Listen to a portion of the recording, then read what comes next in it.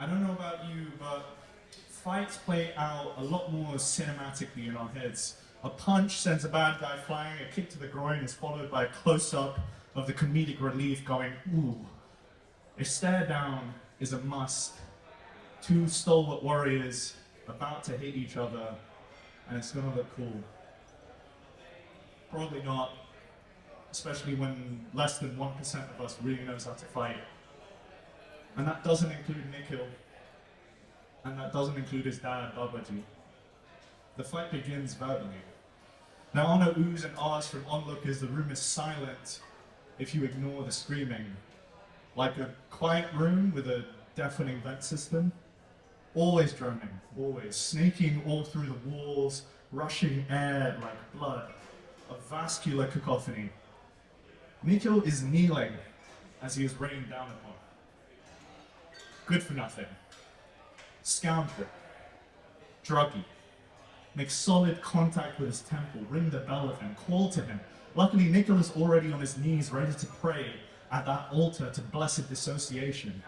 Until the baggie of coke he hid in his room hits him like an anvil right between his eyes.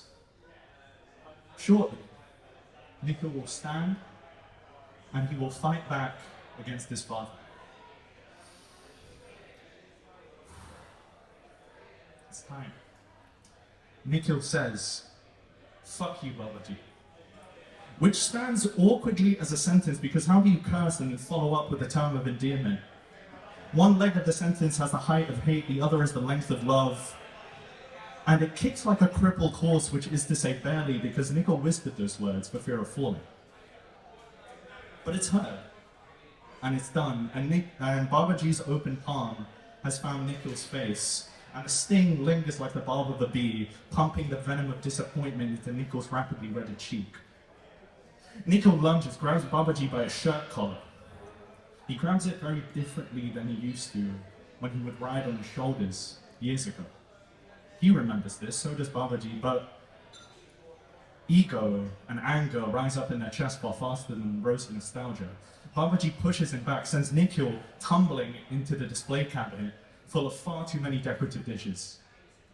Delicate, decorative dishes that cannot withstand the impact. Collected, inherited, and gifted, the porcelain road that these dishes came on winds all the way back to this family's roots, and you cannot replace your past. The onlookers are no longer silent. Mummy G and Didi are watching the father and son hold a bonfire on a bridge that they still stand on. Mummy G and Didi yell, "Stop." They plead, "This is stupid." But in this dueling cage, there is only Nikhil and Babaji and whatever they believe they are fighting for, standing on distant banks, ruins smoldering in the river between. They don't know how to fight, but they know of punching. They hold back from this. It would go too far. A fist may be clenched tightly, but it holds more than a handful of irreversible ire. They both know this. Babaji remembers pride and pressure sinking into his palm as Nikhil, only 9, practices jabs against his hand.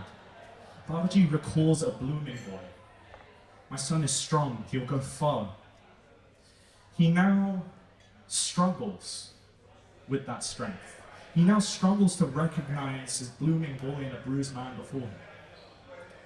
I fucking hate you, Nikhil convinces himself.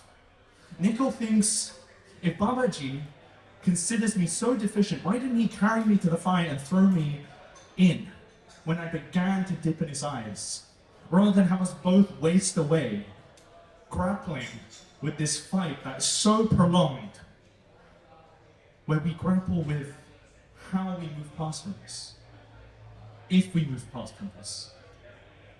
But a punch might end this fight. And everything.